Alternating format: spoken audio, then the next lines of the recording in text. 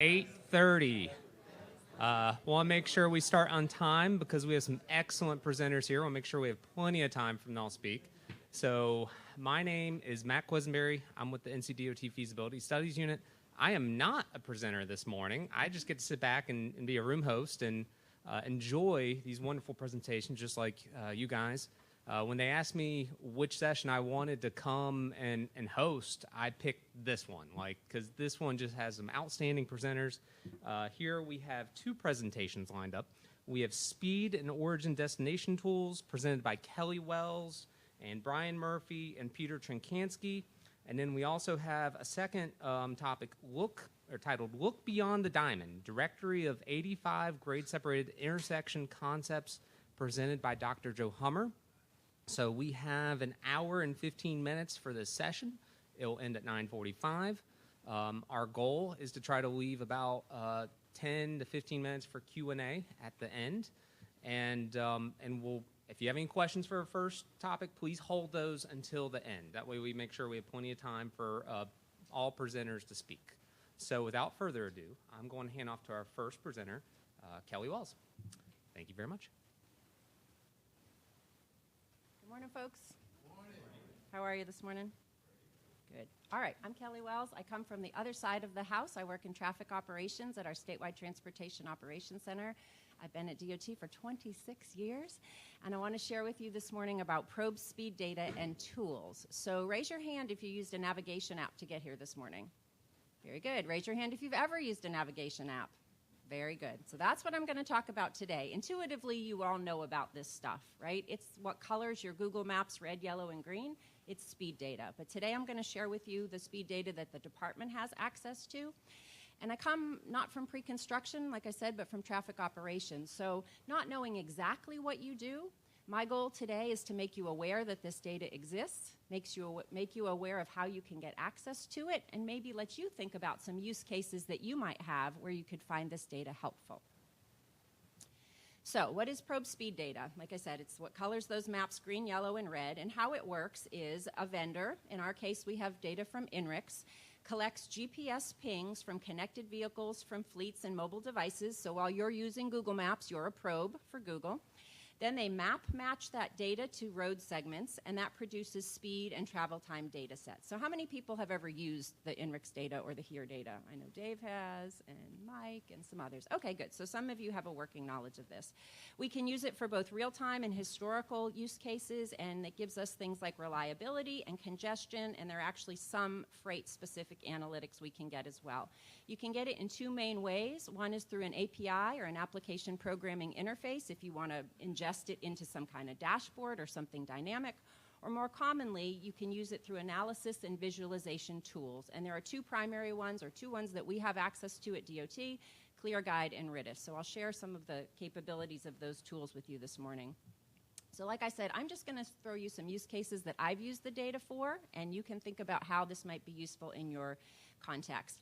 So this was an analysis. A board member called me during COVID, at the end of COVID, and he said, I'm very concerned that the traffic in Charlotte is going to bounce back really fast and we're going to be caught flat-footed. He said, can you track how traffic volumes, or how speeds are, how congestion is? That's the word people use, congestion. How is congestion before COVID as compared to after COVID? So every quarter we looked at this for him, and what you see here is a pretty standard representation of how we can analyze and display speed data. So you see the time is along the x-axis, the speed is along the y-axis, the green line are the speeds in 2019, and the blue is 2019 and the green is 2025. And this was just for I-485 heading to I-85 on the west side of Charlotte. So we just plotted that, and as you can see, the green line is below the blue line, so that tells us that the speeds were lower, and therefore there was more congestion in 2025 on this particular route than there was in 2019. So just a comparison. Take a point in time, take a road, compare speeds at one point, and compare it at another time. Hopefully someone could find a use case for that. Another thing we did just recently was, anyone sat in traffic getting into the Lenovo Center for an event? Oh, yeah, right? So Secretary Hopkins calls and says, sitting in traffic. Board member calls, sitting in traffic. Okay, let's do something. Let's try to see what's going on at the Lenovo Center.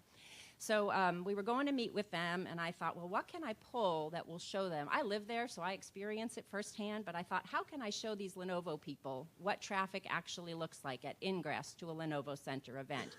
So I pulled these congestion scans, and I don't think you have to be an engineer to understand. You kind of get the gist, right? Green is good, red is bad. The more red, the worse it is. So very quickly and easily, I was able to pull analysis from a typical weekday on, this is actually I-40 eastbound going on to Wade Avenue right in the vicinity of Lenovo. So I pulled this, and you can see there's typical weekday traffic with no event going on at the arena. But then I picked in the second picture a Canes game day, and as you can see, traffic gets considerably worse when there's a Canes game. And then someone speculated, oh, it's different on concerts.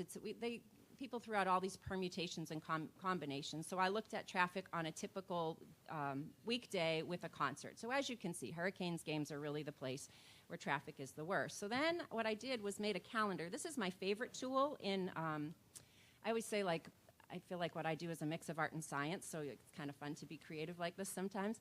So what they have in the tool is a calendar. It's called a congestion scan, and it basically gives you a calendar of congestion. So this is the month of October 2025. You can see Sundays on the left, Saturdays on the right.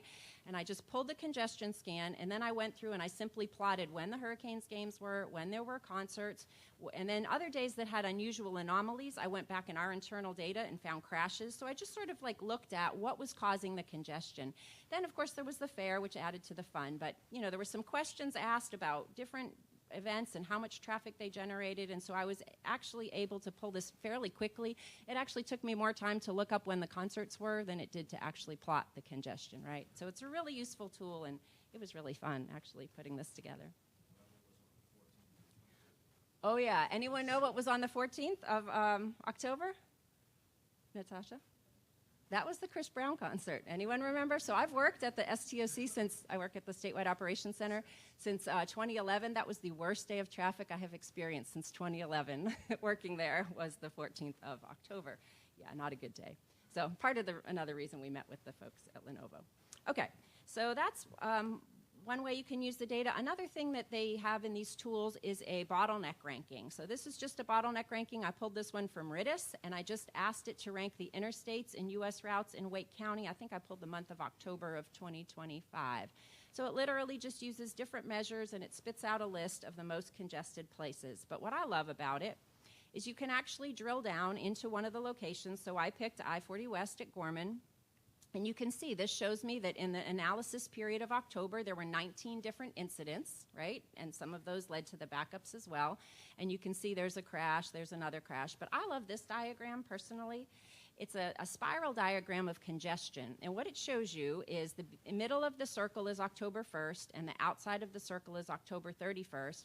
And it shows you the pattern of congestion day by day. Each ring is one day. So you can look at this pretty quickly and say, okay, this is an AM peak problem, right? We see that the worst of the traffic between 7 and 9-ish. Then you can see there's a little bit over here in the PM peak. You see the orange dots, which are work zones that come from our TIMS system. It's ingested into the RIDIS tool, so you can see where we were doing road work, and then the yellow dots are crashes. So you can really just see a cool, right, visually. Maybe this wouldn't be good for non-engineers, but I think for us, we can look at this and really quickly see where the traffic patterns lie. And then the colors, I didn't say, are the level of congestion. And you can set all these parameters. You can decide what color you want, how bad. You can, you know, if you're not being totally fair, you can skew it a little bit to make it look a little worse, but you know, it's a way to show what the congestion actually is. The yellow is a crash. Yep, orange is a work zone and yellow is a crash. So that was the month of October near Gorman Road. Okay, so this is from RIDIS. This is the bottleneck rank in the RIDIS tool, and this is the bottleneck rank in the ITERIS tool, just to show you that we have these two tools, and they do similar things, but not exactly the same. So what I wanted to tell you for the rest of the time is how you might think about deciding which tool to use, because there really are some considerations. So one of the considerations for probe speed data is what referencing system you use. There's two different referencing systems that it comes in. One is called TMC, or Traffic Message Channels. That's kind of the international standard for speed data. And this is an example of a TMC segment where you can learn about the speed of the road. So it gives you the segment name. It tells you it's I-40 eastbound. The name of the segment is one of the ends of the segment. So this is the segment that begins or ends, let's see, eastbound. So begins at Harrison Avenue. It gives you all the location, and it tells you that this segment is 1.7 miles long. So this is the standard way that the industry does metadata about giving traffic speeds. The problem with this is the segments are really long, right? 1.7 miles is a pretty long segment if you're trying to look at some specific congestion. And the way it works is it's between intersections and interchanges. That's where the TMC codes change. The other way to do it is through a system called XD, and it's a proprietary segmentation system that INRIX does, and this is a view from the ClearGuide tool. And so as you can see, it's a lot more granular. This section is only 0.83 miles, and you're actually starting to see some of the data, right? In the last one, I just showed you the metadata about the segment, but now you're starting to see some of the actual speeds in this display from ClearGuide. So just to say, TMCs are big, long segments. XD are really small segments. Just something to think about as you're deciding which tool you want to use. And then similarly, like I said, you could use Iteris ClearGuide or RITIS PDA Suite, and there's different pros and cons to them. One of them is more map-based, one of them is more route-based. One of them, I think, does better for a specific route, whereas RITIS does better for a regional look. So what I tell you this to tell you is if you want to use this data, if you find yourself thinking that you want to use this, give me a call, and I'll be happy to talk to you about the pros and cons for using XD versus TMCs, for using RITIS versus Iteris. And then the last thing to remember is we have different years. We started with INRIX back in 2008. We started with INRIX as our first vendor, and we used TMC codes because that's all they had. Then in 2015, we switched to HERE, and we used TMC codes, and then we actually went to a sub-segmentation in HERE as well. Then we switched back to INRIX. We have TMC codes, and now we have XD. So as you can see, it's a little confusing trying to figure out what years we have. So what I tell you is this. Give me a call if you want to use this data. I'll help you figure out what segmentation to use, what tool to use, and what is best for your system. The last thing I wanted to say is this data is available to all public agencies in the state and all consultants doing work for a public agency. We procured it through the Eastern Transportation Coalition, and so the process for you to have access to it goes through them. So you can either email me and say, hey, I want this data, and I'll start you on the process, or you can go to the Transportation Data Marketplace and begin the process online, and they'll send it to me, and I'll say, yes, this is a valid user, and we'll give you access. But again, it's available to any public agency in the state. You know, one of the reasons I wanted to come this morning is because we pay a lot of money for this data. So I would love to see more and more people using it, getting a good return on our investment. So with that, I will turn it over to Brian.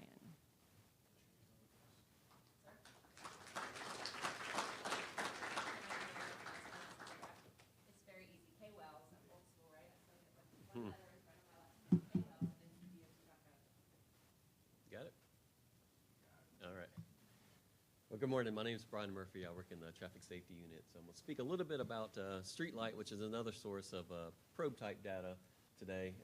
So the goal is really just to kind of, like Kelly said, make you aware that this data is available, that the department has access to it, talk a little bit about the types of analysis that you can do through Streetlight, and then I'm going to get out of the way and let Peter talk about an interesting example where they used Streetlight origin-destination data for a project here in Raleigh. So what is Streetlight data? Well, Streetlight is a transportation analytics company, and so they use all probe data, essentially, to give insights on how people travel, where people travel.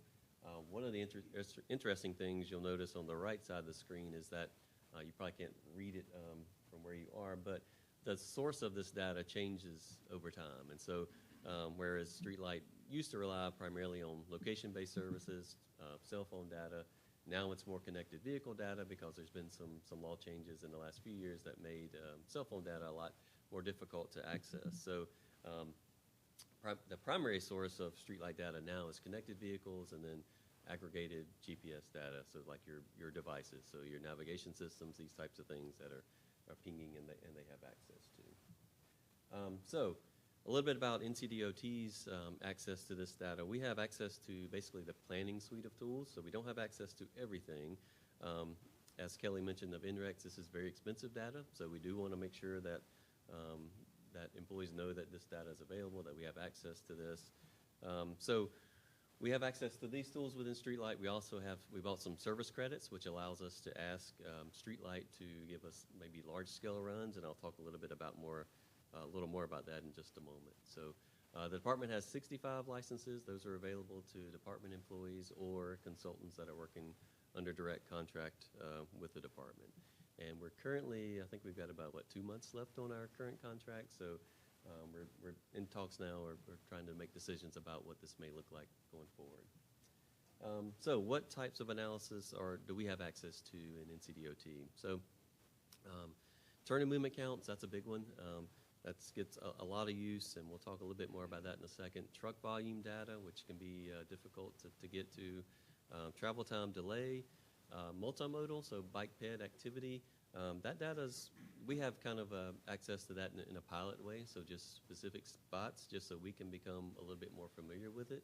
That data is very limited, and Streetlight will tell you the same thing, just because of, again, the primary source of data now for Streetlight is connected vehicles, and obviously pedestrians aren't a vehicle, and so they just don't have as much access to that data as they used to in the past. ADT, speed data, and of course origin destination data. And I'm just going to hit on a couple of these before I transition it over to Peter. So one of the most useful parts of Streetlight is being able to access turn and movement count data. And so basically the way you set this up within Streetlight is you establish gates. And so you can establish gates on each of the 4 intersecting routes that are coming into an intersection. And of course, Streetlight knows where you came from, where you're going. So they know which gate you entered, which gate you exited, and that allows you obviously to derive turn and movement count data. Some of the benefits of this data is you can get access to it really quickly. So if we were to order a traditional turn and movement count, you're probably a week at best until you can get somebody out there, count it, come back and assess that data, and then get it to the user. So obviously here you can set up these gates that we showed on the previous slide and get access to this data really within minutes. The other benefit is you can get turn and movement counts over a longer period of time. So typically when we collect turn and movement counts, it's a day, maybe 2, 13 hours typically. And so you can get weird results in those 13 hours, right? You don't always know if that's a typical day. There may be something weird that happened that you just don't know. So having that data averaged over a longer period can be helpful. Some of the cons is that the counts can be wildly off, and there's difficult to determine when it's going to be off. So it really depends on what question you're trying to answer as to whether this type of data is appropriate. So definitely useful in kind of a planning level, but like with any of this type of data, you do need to kind of pass it through a reasonableness filter. Does it make sense? ADT data, I'll speak to this just for a moment. And so with ADT data, you can define the segment that you're interested in, and you can run ADT data. You can go back in time and see what that looks like year over year. There's been a lot of research at the national level of kind of how good this data is, and basically the finding there is for higher volume roads, anything over 5,000, it's really close. From our experience, some of the benefits that we see is that you can get ADT data for all public roads. So obviously, DOT is only going to count a subset of those roads.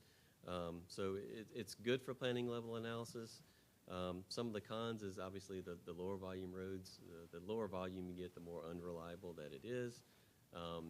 But for us, and particularly like from a safety perspective, we don't care if it's 542 cars on this road per day. We just care is it between 400 and 800. So for that level of use, it's really good.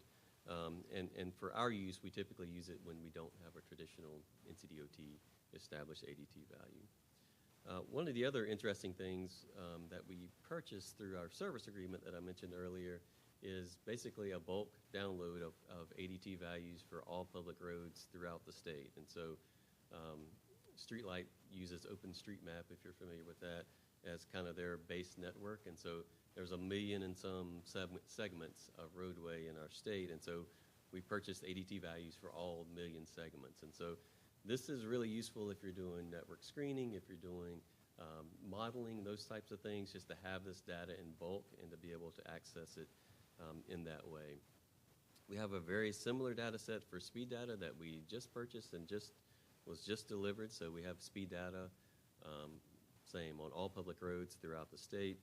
This is something that we're currently kind of validating. But again, having this data where you can screen the whole roadway network for what you're looking for, as opposed to with the streetlight application, you're kind of doing that segment by segment. So it's a little bit different way to use this data, and opens up a lot more use cases. And then origin destination. So this is where I'll turn it over to Peter. So the basis between origin destination is it just simply allows you to determine where trips originate and where they end. And so that could be along a segment, it could be along an area. But with that, I'm going to turn it over to Peter and let him talk about a use case here in Wake County. Thanks, Brian. This is a study actually that came to me from Keith Dixon in TPD. It was a pretty interesting project. It was a pretty quick study.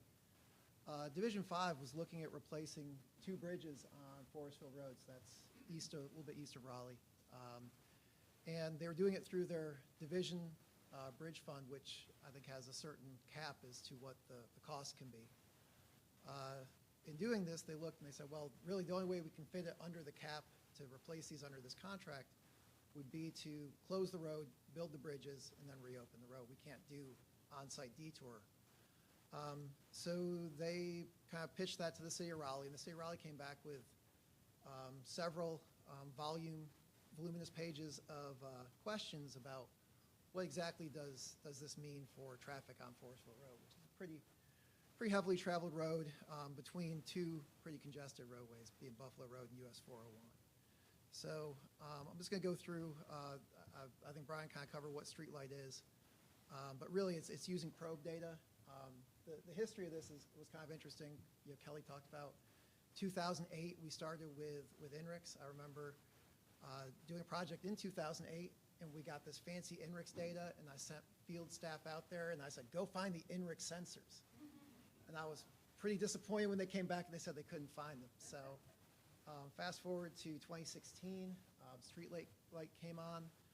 We started using them in 2016, so it's actually been 10 years of streetlight. And I looked this morning, and just Patriot, we've done a little over 150 different projects using streetlights. So it's becoming a much larger source of information, especially on the origin destination.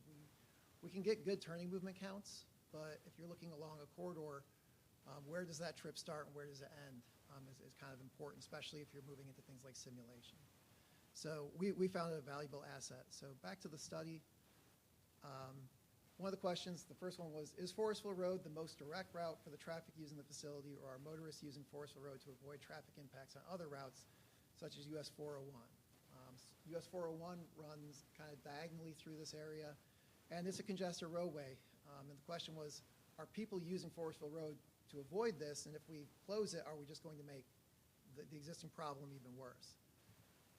So the first thing we did was we looked at where traffic was starting. And the number 5 here is bridge number 5, which is one of the 2 bridges. They're about a quarter mile apart on Forestville Road. So you can see this is actually from the daily origins where traffic is originating. So you can see all the way at the north end there, that's actually Heritage, on down to the south. So really a lot of it is pretty much local traffic, but there is some regional through traffic, but mostly within the eastern side of Wake County. When you start looking at where are they destined, where's the destination for those trips that cross that bridge location, they're pretty well spread within eastern Wake County, but there are a good number that head to downtown Raleigh, to North Hills, to Crabtree Valley. So really your major employment centers. So these are really, I think, local trips that are kind of dispersing out to our major employment and employment destinations. So that's a look at daily. I'll have some peak hour stuff in a minute here. The second thing you can do is actually you can look at what are the top routes from that crossing. So on the left side of the screen, you have going northbound through the bridge location. And you can see kind of by the size of the line, kind of which, and it drops off, I think, back to gray at about 2% of trips. So you can see a lot of this is local. The line keeps getting skinnier the further you go north, and there's some traffic to 401 north, some continuing up to Heritage, but really you're not seeing a lot of long-distance trips in bulk here. On the south side, a little more, which is the right side coming southbound. There's a good amount to Buffalo Road, but you can see basically by the time you get to the edge of the screen, that's really dropped below.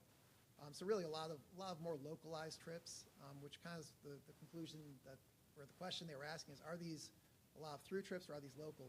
The answer is they're largely local trips that are crossing those bridge sites today.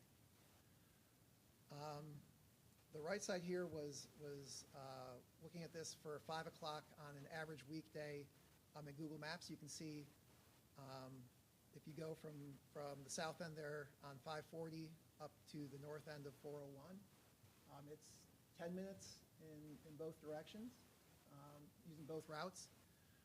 The question was, how many people are getting off at Buffalo Road and trying to use that as a diversion?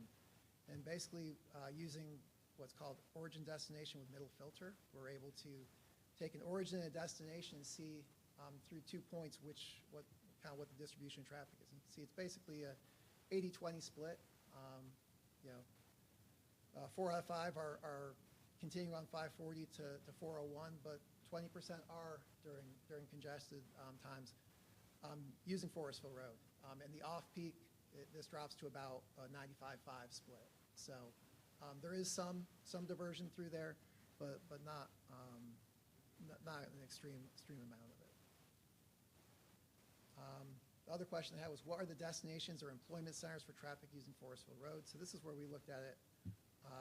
Instead of at the daily level, we looked at it at the AM peaks. You can see the destinations in the AM are really scattered throughout Wake County, a lot of it on the eastern side, but again, your major employment centers. As far as the origins, most of it's originating really relatively in close proximity to those bridges. We're not seeing a lot of long distance travel going through through that area. So that's your AM. The PM, again, most people are coming back and finishing their trip within some reasonable proximity to Forestville Road. So really what we're seeing here is it generally is serving the local traffic and kind of that sub-regional traffic. It's really not being used as a diversion route or a bypass route to congestion. The other thing was they want to know, does the traffic makeup and or usage change when schools such as Harris Creek Elementary or Heritage High School are in session? This was interesting. It has nothing to do with the streetlight, but basically Bridge 5 is, if you look at the Wake County maps, is basically the cut line. Everything to the north has one elementary school, one middle school, one high school. Everything to the south has a different elementary school, middle school, and high school. So as far as affecting bus routes, it was actually no problem. It was amazing that it literally broke right at the bridge. But we did look at volumes, and what we did here was, you can see it's basically a calendar of every day, and we looked at the volume within the study area. It's interesting, you can start picking out days. You've got Christmas, you've got Thanksgiving, you've got back in February, you have in red, and basically red is lowest volume, green is highest volume. We had winter weather. You can see on a Wednesday, 4 weeks later, we had Wednesday and Thursday, we had winter weather. So you can actually start seeing, I was curious to see how this correlated, and I was like, okay, these are low volume days. What happened? I said, what happened in Raleigh on January 18th? And it says, we had a snowstorm. I said, okay, well, I guess that tracks. The one was interesting. We had, and you can do this by study area, by individual location. I actually put one at Heritage High School, and when I sorted the map, there was one that was twice what everything else was. And I was like, what is that? And it was July 4th. That's where everybody goes to watch the fireworks or July 5th. I'm not sure which one it was. I can't remember if they do it the day before, day after July 3rd. But So the data very well tracked, but what this allowed us to do was look at what's your AADT, so that's your average annual daily traffic, 365, volume for the entire year divided by 365. Well, what happens on just an average weekday? It's about 7 or 8% higher. And then we actually looked at what is on average school day. When we start throwing out the holidays and the summer break, it's about an 11% increase.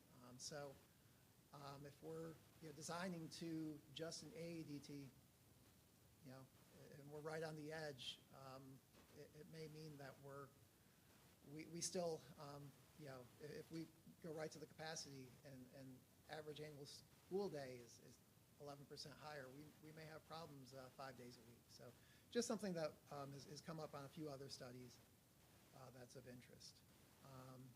The other thing was they want to know generally what the volumes would be in 2032. We were able to pull 2025 AADT estimates, so this is very similar to what Brian was showing. The data we pulled, if we compare it to the NCDOT AADT data, it aligned, I'd say, very well. There were some locations where I actually live within this area. There was some that I questioned the AADT data, and the street light actually I think had maybe a little bit better data that was more representative of what I had seen. We were able to do that, apply some growth rates based on statewide the triangle regional model, and give them some 2025 AADT and actually out to 2032. The other big question they had was how many vehicles are coming from Forestville Road from 401. That they really seem to be hung up on 401, and this was so we actually pulled again that data through the middle filter, and coming from the south, there's about 300 cars a day. Coming from the north, about 650. So a little less than 1,000 cars that are coming from 401, which is about 10%. So it's not an insignificant amount, but it still is a decent amount of traffic. And with that, I'll end the intro because we have Joe in the main event, and I'll let you.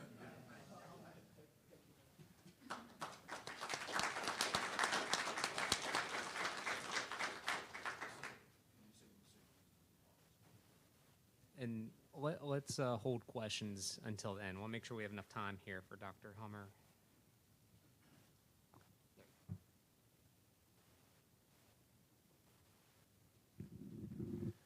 Thanks, Matt. And it's good to be with you. Always good to talk intersections. It's kind of what I do. So thanks for making that possible. Today, sharing my good news that we just got this thing posted a couple of days ago, a new directory of 85 grade-separated intersection designs. So it's out there now for good or for evil. Use it wisely. I'm pretty proud of it. Thanks to co-authors, Trevor and Aiden, our younger members of our unit that I coerced into helping, and Jonathan Reed, who most of you know at Arcadis, did the graphics and chipped in with some editing and QC as well. And I always like to acknowledge NCDOT management that gives us space, encourages us to go innovate. We heard that yesterday, and I try not to miss an opportunity to do that. So really appreciate that. So grade separated intersection is a meeting of two non-freeways, and somebody decided we needed a bridge at that place. Usually that bridge carries one through roadway over another throughway roadway. There's some exceptions to that. You could think of right near the NC State campus, Western Boulevard at Poland is an exception to that. But mostly think of, let's say, Wade Avenue at Oberlin is a pretty classic grade-separated intersection, two non-freeways and one through roadway bridges over the other one. So we've got at least 200 of those around the state. I tried to do an inventory a few years ago. and that's the number I came up with. I probably missed a few, and there's certainly more coming all the time, being proposed, being built. I'm very excited about the one near here, right near the State Fairgrounds. Blue Ridge Road can open soon. I think that one is awesome. So add to the inventory. These kind of designs remain necessary in places where we've got a good bit of traffic demand in a challenging spot. So my goal was to assemble a directory of all the world's grade separated intersections, and really to give project teams a chance to thumb through a directory and end up landing on the best design, right? That as far as I know, such a thing does not exist right now, and if we're lucky enough to have such a project, we should take some time to try to find the optimum. So my scope was limited to 4 approaches. If we get 5 or we get 6, that's a really hard problem. If there's 3 approach, that's not such a hard problem. 4's most of the ones out there. Some of you have heard me whine about this place before. I blame myself. I was here when this thing was getting built, and I should have spoke up. And I don't know, it's too busy, too distracted, too worried about my career to speak up and try to get in the way of this thing. So this is just south of downtown Raleigh, where Western Boulevard and MLK come together and change names, and north and south, that's Dawson and McDowell turning into South Saunders. You know that place. You've been through there a million times. It's got a great view of downtown, but that's about the only good thing I will say about it. And a couple of times I've given this presentation, and a member of the project team that did this has been in the room, so I hear about it afterward. If that's one of you all, sorry, but it's a terrible design. They should have done better. They should have known better. And like I said, I was here at the time, and I should have known better. So what's wrong with this thing? Well, they plunked in a Parklow A type of interchange into a place that is an intersection. It's a meeting of 2 non-freeways. I have no quibble with the decision to put a bridge here, sure. I have every quibble with the decision to put in a Parklow A type interchange, and here's among my objections to this place. For a while, this place was rated as the #1 speed trap in Wake County. The police would hide under the bridge, and if you're north-south, driver, I'll speak for myself, when I drove through there, every fiber of my driver being said this road is designed for 65, right? I'm on cruise control, one finger, here I go, this feels like a freeway, except just off the slide to the north, downtown starts with a speed limit of 25 and a signal on every block, and a completely inappropriate mixing of the 2 types of designs, right? So the lack of speed control, and I put that on the designer, who in turn was probably told to design an interchange.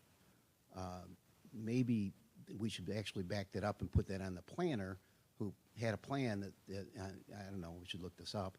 The map probably said interchange, and the designer fulfilled that wish. The speed control is probably the main problem with this place. Metering, that refers to the idea of on our arterials we should deliver nice little chunks of traffic to the next traffic signal rather than randomized streams. No progression means we have no chance to keep those speeds and keep those platoons together on either road. The east-west roadway, Western and MLK, we managed to find an interchange design that has 2 what I call full traffic signals, 1,200 feet apart. They'll never progress. It is physically impossible to progress traffic through those 2 signals in 2 directions to have them both get green. Don't care what software you're using, don't care what your fancy signal hardware is out there, you can't do it. And we managed to put a design in place that guarantees no progression in the east-west direction. Takes up too much right-of-way. That property is so precious, we'll never raise another dime of tax revenue from all of that acreage there. What a shame. The shadows of the high rises are falling on this place. That's millions of dollars per square foot there that we've wasted with those huge loops, and takes up too much frontage. If somebody wants to poke a driveway through to put up some new high rises, it's very difficult.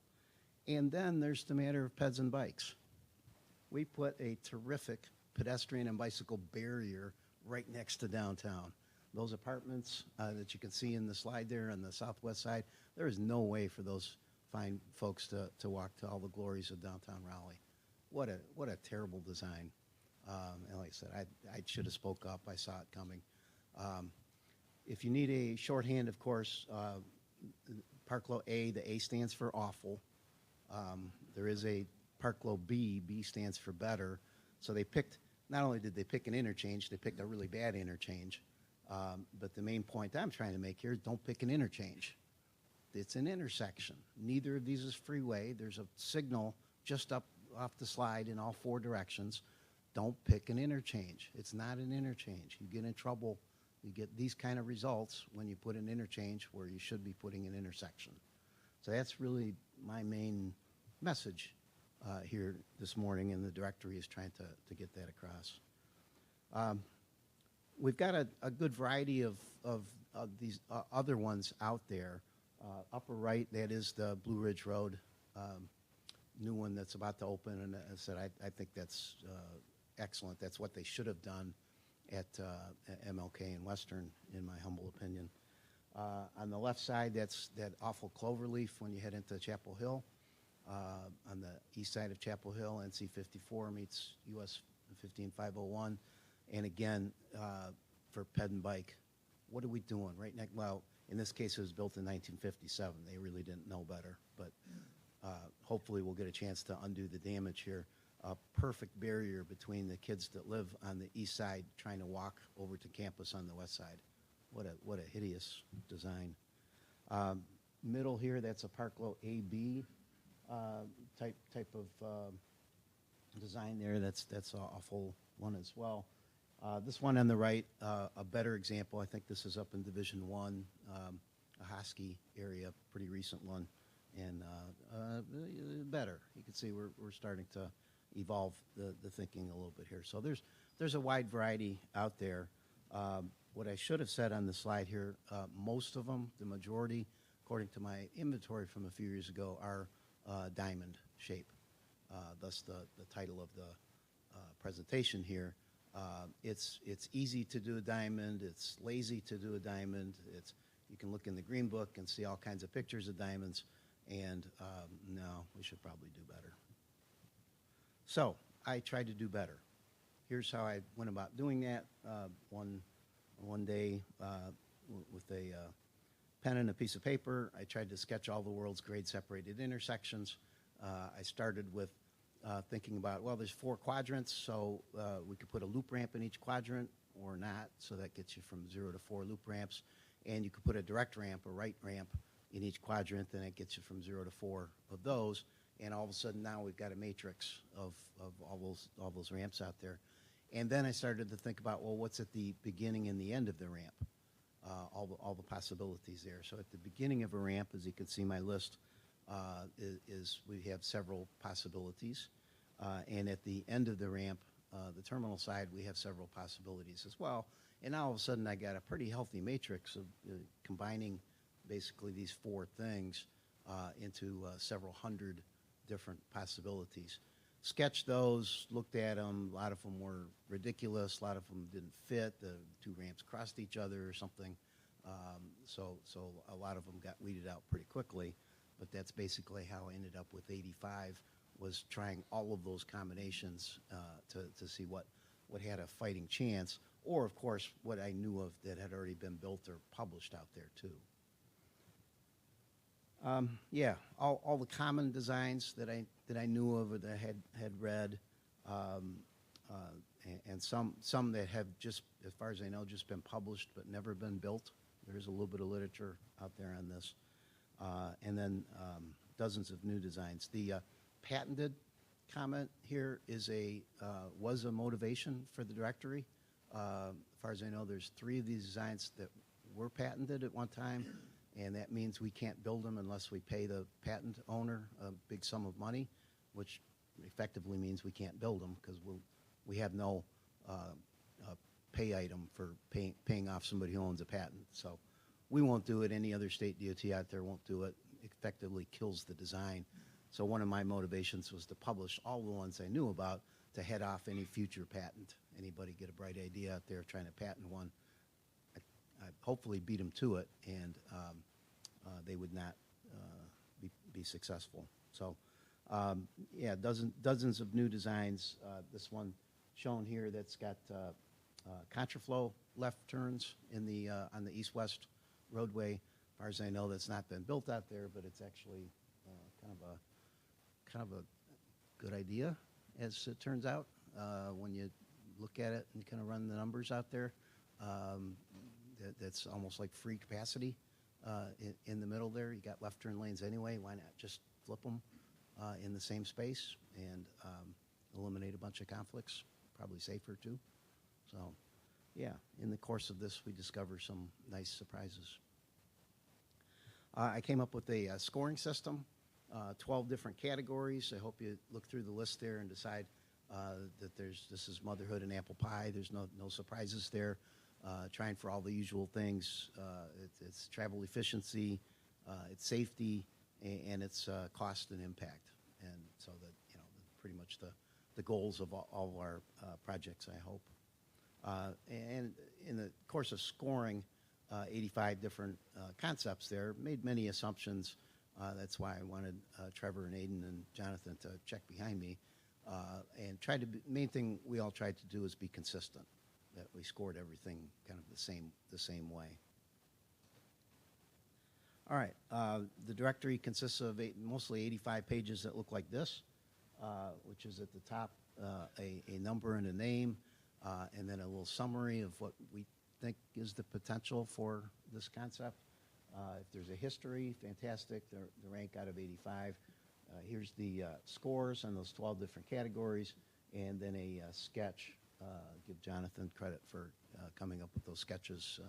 I like the look of those in the end, and that's what your directory is going to look like when you pop it open on our website. All right. Without further ado, the best grade-separated intersection concept in the world is something called a one quadrant with roundabout and roundabout. Okay, we like roundabouts, don't we? Roundabouts have a pretty good history at this point. If there's anybody in the room here that doesn't like a roundabout, let's have a conversation. I think I'm preaching to the converted here for the most part.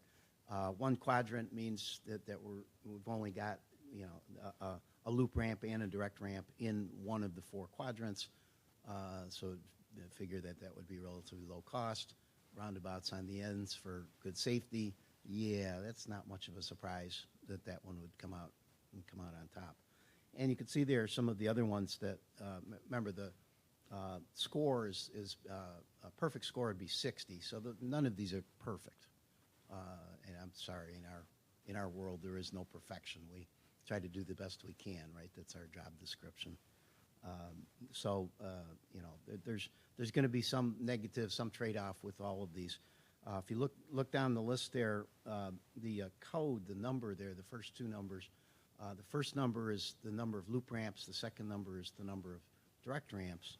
And so you can see there's several of the top-ranking designs that were code 1-1. That means one loop ramp, one direct ramp.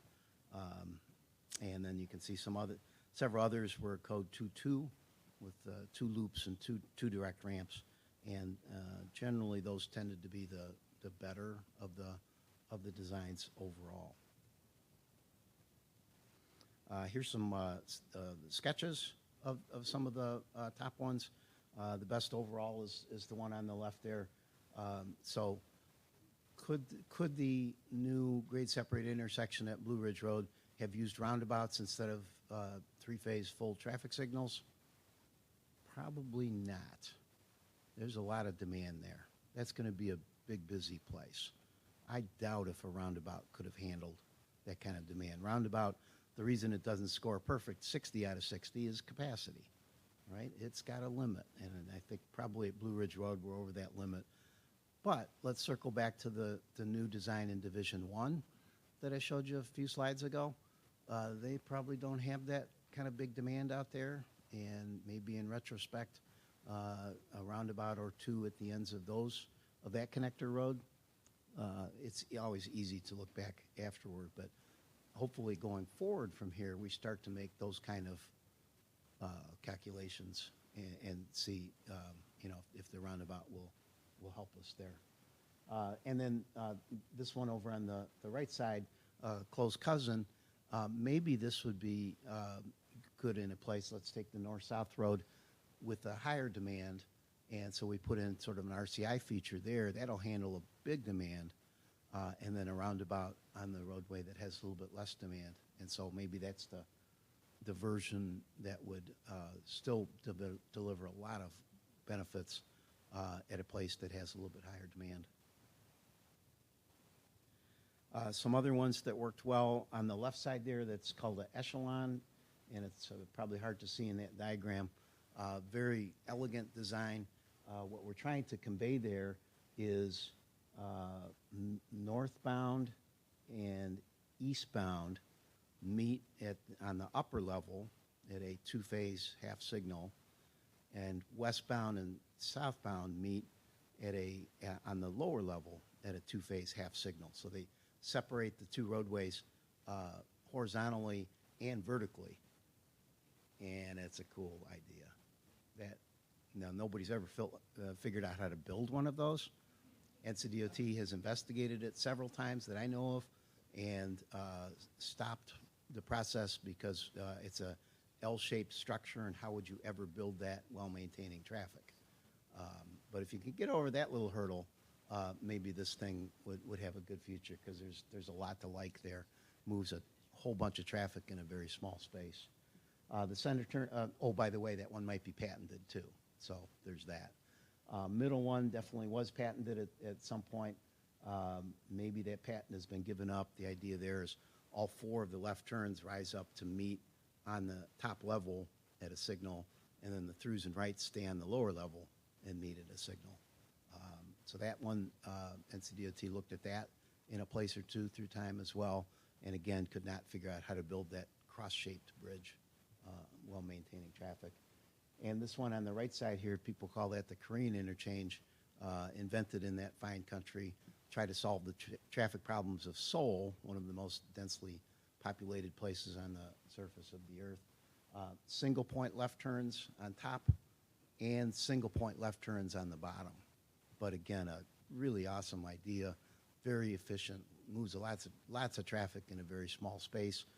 Also was patented at one time. Maybe the guy gave up the patent, we understand, so maybe that one is available now for us to try to build. And the good news here is it would be much easier to build as just one straight bridge structure as opposed to the cross or the L shape. So those lawyer up if you're going to go for one of those. Make sure your patent situation is free. But how am I doing on time? I got. Okay.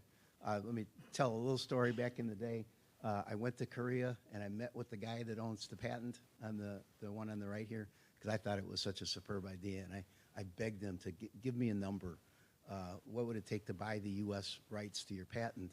I don't have any money, but I know some consultants that do, and I was going to pass the hat around, kind of a GoFundMe idea, to try to buy the patent rights for the U.S. and then give it away and let everybody, because I just thought the world of this idea, and it frustrated me that he would not. He's just hanging on to it. Nobody's ever built one. 15, 16 years after he published, nobody's ever built one. What a shame. It's a terrific idea. He would not give me a number. I did not get to complete that sale, but I tried. Couldn't do it. Okay. A few others that worked really well. Like I said, that the kind of 2-2 style, 2 loop ramps and two direct ramps scored well.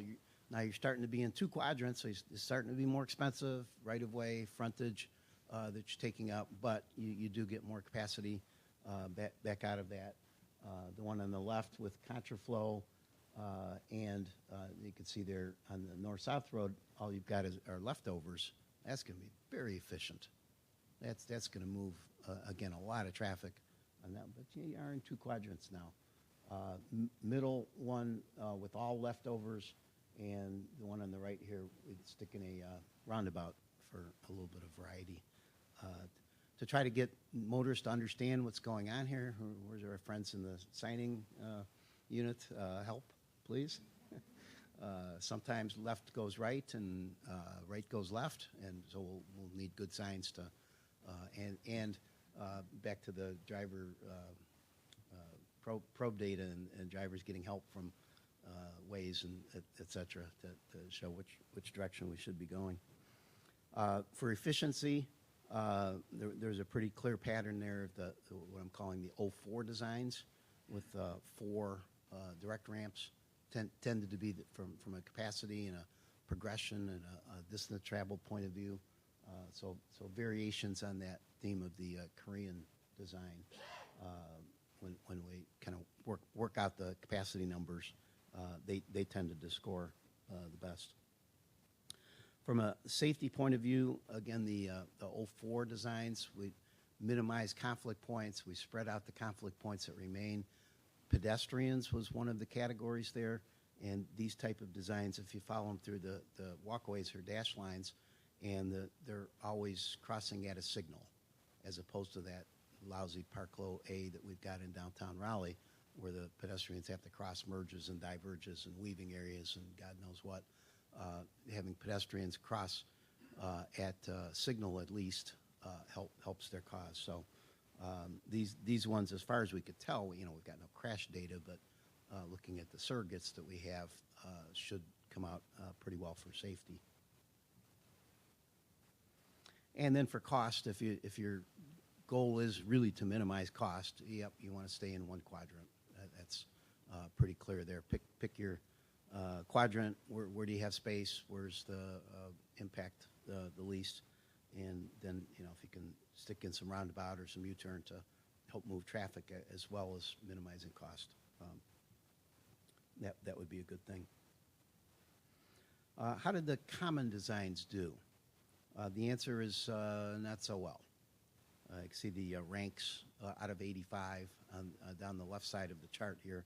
A single roundabout design, and I would accuse that of being basically a European design. If you've had the pleasure to drive around that fine continent, a lot of their interchanges anyway, probably grade separated intersection too, are like that. Just a single roundabout in the middle of the complex, all the ramps leading into it.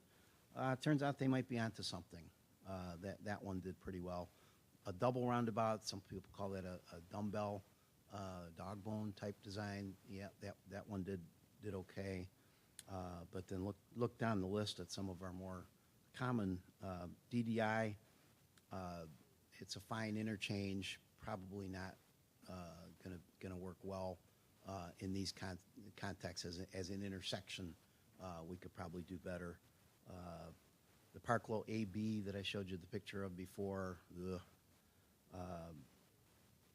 single point. Unfortunately, we've got a couple of those advancing in our project system at the moment, and almost certainly we can do better, in my opinion, than that poor thing. Yeah, the Parklow A, the 82nd ranked design in my system, and then almost the worst of all is the standard diamond. There's nothing to like there. What is it? The only thing that you like about it is it's easy, right? But it doesn't serve. Not good for safety, not good for efficiency. It's in 4 quadrants, not good for pedestrian. Why? What are we doing here? So that's the plea here is, if you get on one of these projects, try to do better. We can do better. Don't just go to the easy one. So the directory actually now is posted, and there's a companion spreadsheet with the rankings, so you can work through your particular, if you want to attach some weights to it or what have you, for your particular project. And the slide says a couple of years ago we posted a overall guidance document selecting optimum intersection interchange, and so I'll be revising that and hopefully post later in the year that'll refer back to this and back to the interchange directory as well. The big point of all of these things is if you're lucky enough to get on a project team where you're making selection of intersection form or interchange form, that you've got choices, that there's lots out there. Don't take my word for it. Run your own numbers up, but don't just go to the Green Book and or even our own roadway design manual, that offers a small handful of choices. We can do better. We do need some research. The old professor in me comes back out at this point and says, we still do need to advance the cause. One of the main thing I urge for everybody is start using the correct terminology. These are not interchanges. The meeting of two non-freeways. It's an intersection. Happens to need a bridge, but I think a lot of our problem, especially out in the past, was using the wrong term.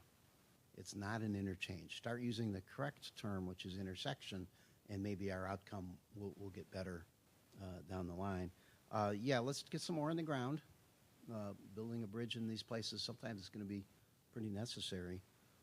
We'll get a chance to clean up some of the bad ones. That one in downtown Raleigh, there's kind of work underway now, driven mostly by developers coming in on the corners, and maybe we get a chance to retrofit that Park Low A and remove some of the worst of the problems there. We need crash data and crash modification factors instead of the surrogates. And then desperately need MUTCD, I should add to the list there, Green Book, our own roadway design manual, highway capacity manual. All of our main guidebooks are woefully out of date, in my opinion, in this regard.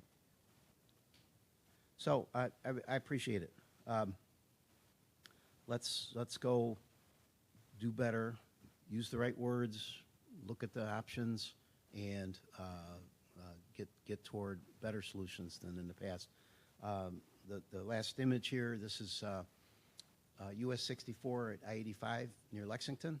And if you look hard at the image there, you can see it was a old diamond that was retrofit into, let's call that an RCI type interchange.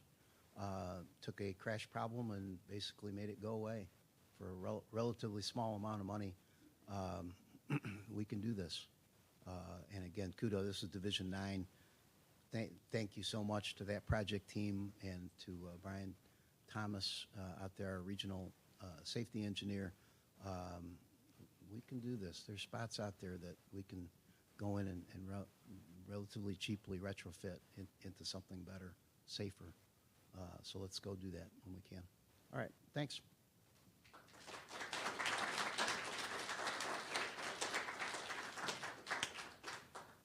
Okay, we have about 12 minutes for questions that people might have. If you do have a question, I'm going to pass around a microphone for two reasons. Not only so people can hear you, but also this is being recorded. So I want the opportunity for folks who might see this recording have the benefit of being able to hear your question. So does anyone have any questions?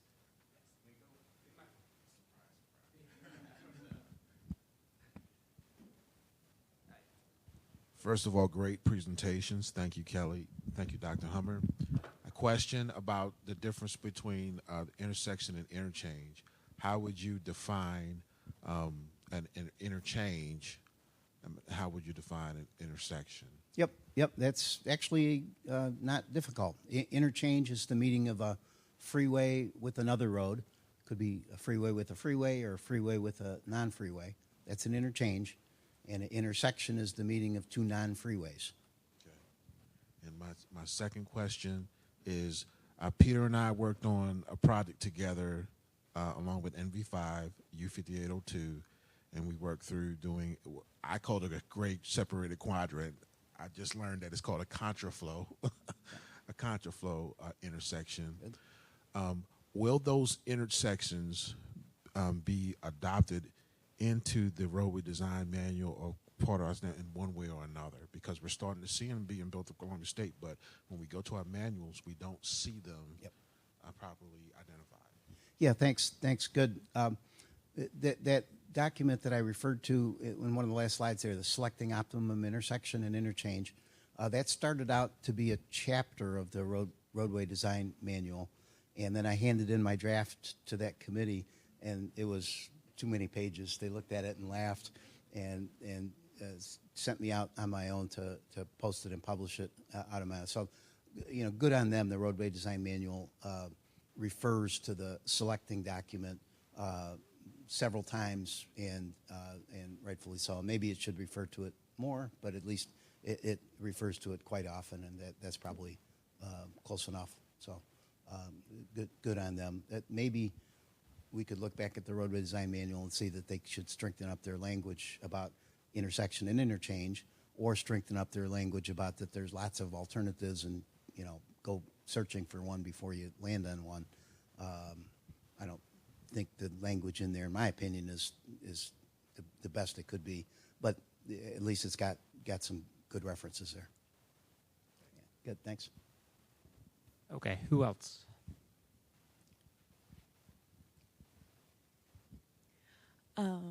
Are there any concerns with some of these new grade separated intersection designs about, we're all in the industry, we're used to seeing these kind of things, it, for us is relatively straightforward, and like, yeah, we get it. But for the public, who this is not their bread and butter, yep. Is there any concern about, having to, almost teach the public how to use these? Yep, thanks. A couple of responses. One is, some of you know my attitude about public meetings. Never show them the plan view. They don't need to say, well, legally I guess we do, but if I was in charge of the public meeting, there's the plan view, and then take it down. Show them lots of driver eye simulations and lots of visuals of that, but they don't need to see the whole spaghetti bowl thing. We do, but minimize that as much as we legally can. But the more serious point is that there was a score. One of the 12 categories was how many unusual maneuvers are here. And it's basically sometime we're asking a driver to turn left when they really know they want to go right. And that's where we're going to need great signing, marking, signal, all of that kind of thing, and our friends at Waze and such to do correct there. And designs that didn't have that scored down. And if you feel strongly about it, grab the spreadsheet and weight that category more. I think in the end there's lots of examples out there where drivers have to turn left ultimately to go right.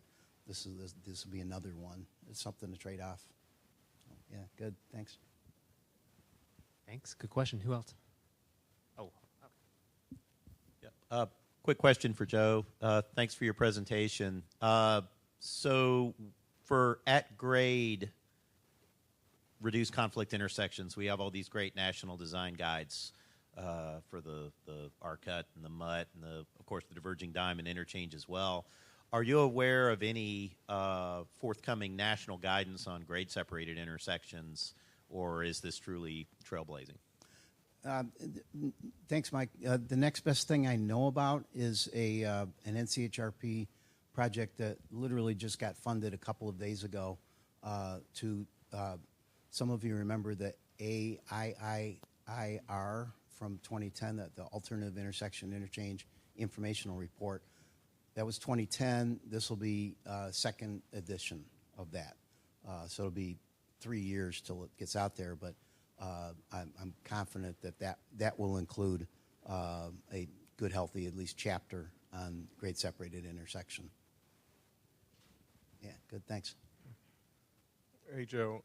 So for the 85 intersections, how many percentage have actually been built in North Carolina and then worldwide? Yeah.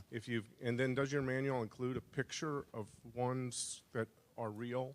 Yep. Thanks, Mike. Does not include any pictures, and I did that deliberately because I didn't want to bias against something new. I wanted all the diagrams to look the same, so you start out sort of as a level of a playing field as we can. There's a lot of pretty diamonds out there, but functionally terrible, right? So I deliberately did not want to do that. How many have been built? There's my little inventory of North Carolina. I think we could scour that and see that of the 85, maybe 6 or 8 have been built in North Carolina, and I don't suspect other states too much different. Maybe 10 altogether around the country. So no, mostly these project teams through the years in all the states have not, I would say that, not been very creative. Thanks. Hey, Joe. On the best way to take, I think, to look at an interchange versus the grade separated intersection is basically with the interchange, you're building high-speed ramps for the freeway. And with the other one, you're mainly, at best, probably at best, it's a right in, right out. Because that's what an expressway technically is. A lot of people keep throwing expressway out there and not realize it's just eliminating the lefts. Yep. Okay. Anyone else? Mark? Let me react to that and say, I don't know if you noticed on my diagrams, but I deliberately did not use any merges or diverges. That is not to say if one of these was a future freeway, maybe you want to design in merges and diverges, and deliberately we're prohibiting pedestrian and bicycle from that roadway. We'll never have driveway in that roadway. But the whole bunch of trade-offs there, it could be okay in the right place, but mostly I think the place for these is going to be exactly as you said. It's right in, right out, or maybe left, but it's signal control or stop control, or in the case of a roundabout, yield control, not merge and diverge. That makes a big difference. Thanks. Hey, my question is for Kelly and Brian, and it's mainly as we see on a project that's just beginning, a potential need for using some streetlight or clear guide data. You said you have subscriptions available. How could we initiate that or to get that information to be included in the project scope early on? How would we go about working through our project manager at the department to obtain access to that data, and how would we go about the interface in coordinating to get that? Yeah, and I think that is the right approach, is to go through your project manager. I think, obviously those decisions like the origin destination type study, that kind of originated from the Transportation Planning Division, and that's where that would go. So, you come to Transportation Planning Division and they determine, if they're doing that in-house or they doing that with one of their consultants. But I think the main thing is kind of what you're getting at, is to ask the question early, right? So identify those projects where this type of analysis would be beneficial early on, so that it can be planned in and scoped into the work. And that's part of kind of what we were presenting today, is to make, build awareness that these types of tools are available to the department for that type of analysis. Yeah. Oh, yeah. We have time for maybe 1-2 more questions. Joe, can you go to your very last slide with that picture of the interchange in Lexington? I guess where I think about a lot of these grade separated intersections going, and I know this is an interchange, but one of the things that we've run into a lot is just limited right of way. There's always not always enough room to put a dedicated U-turn bulb for stuff like this. And it looks like in this interchange that those 2 intersections on either side, are they combined U-turn leftovers? So what, I guess, from a safety perspective, that seems a little dicey. Like, has that been a good experience? Is there guidance on when to do that and when not to do that? Oh, superb, Kelly. Thank you. We just finished a research project.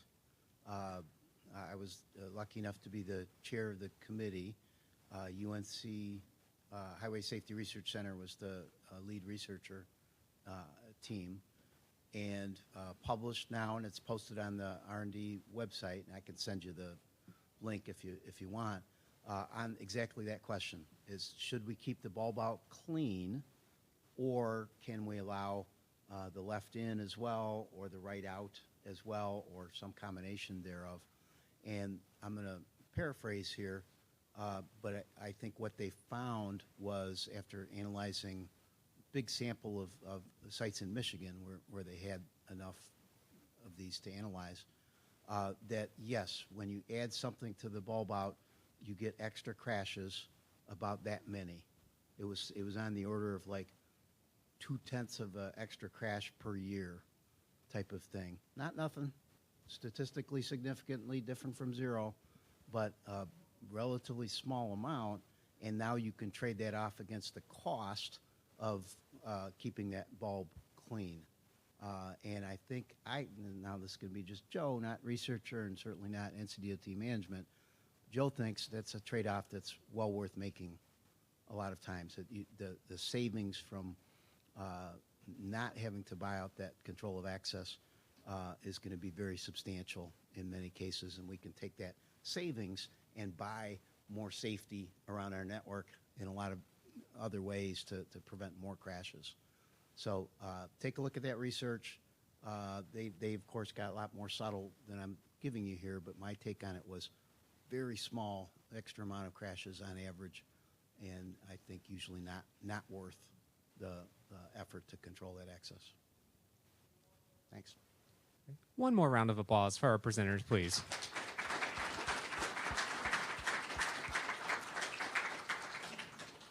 Okay, thank you very much.